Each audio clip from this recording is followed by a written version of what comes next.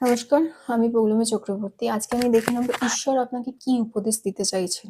ঈশ্বর, সৃষ্টিকর্তা, বিধাতা আপনি যাকেই মানেন না কেন, তিনি আপনাকে কি উপদেশ দিতে চাইছেন। অর্থাৎ এই মুহূর্তে আপনার কোনটা জেনে নেওয়া সবথেকে বেশি দরকারি। আর এই রিডিংটাকে ক্লেম করার জন্য অবশ্যই লাইক, ফলো করবেন। ইউটিউবে দেখলে সাবস্ক্রাইব করলে তবেই কিন্তু ক্লেম করতে পারবেন বা মিলবে। দেখা যাক। The tower. ঈশ্বর আপনাকে বলছেন বা বার্তা দিতে চাইছেন, খুব শিগগিরই এমন কিছু হতে চলেছে যেটা আপনি হয়তো আশা করেননি। এমন কিছু হতে চলেছে যেটা আপনার জীবনে একটা চ্যাপ্টার শেষ করবে বা একটা অধ্যায় শেষ করবে এবং একটা নতুন অধ্যায় শুরু করবে। অর্থাৎ অনেকের ক্ষেত্রেই দেখছি বহুদিন ধরে সময় খারাপ যাচ্ছে, কোথাও না কোথাও চাওয়ার পরেও কিন্তু সেই খারাপ সময় শেষ হচ্ছে না। আপনার প্রার্থনা কিন্তু পূরণ হতে পারে। এই কয়েকটি দিন কিংবা সপ্তাহের মধ্যে কিন্তু আপনার এই খারাপ সময় চেঞ্জ হতে পারে। এই অধ্যায়টা পুরো এই যে খারাপ সময়ের এই অধ্যায়টা এটা শেষ হবে এবং নতুন একটা অধ্যায় শুরু হবে। আমি কিন্তু দেখছি কয়েক দিন থেকে কয়েক সপ্তাহের মধ্যেই হওয়ার সম্ভাবনা রয়েছে।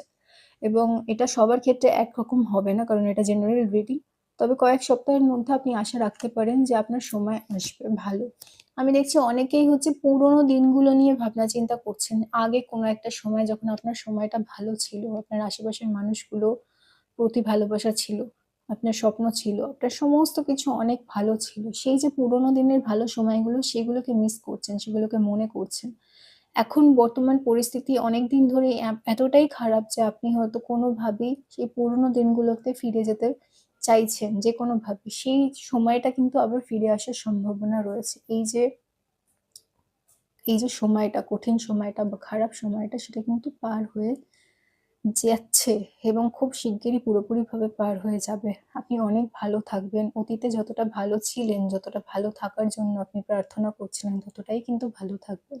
অনেকের ক্ষেত্রে দেখছি খুব শিগগিরই কোনো ইচ্ছে পূরণ হওয়ার কিন্তু সম্ভাবনা রয়েছে। হয়তো আপনি অনেকদিন ধরে কোনো একটি জিনিসের জন্য ইচ্ছে করেছিলেন, কিন্তু কোথাও না কোথাও সেই জিনিসটা আপনি পূরণ হতে দেখতে পাচ্ছিলেন না। আপনি খাটাখাটনি করছিলেন, সমস্ত কিছু করছিলেন।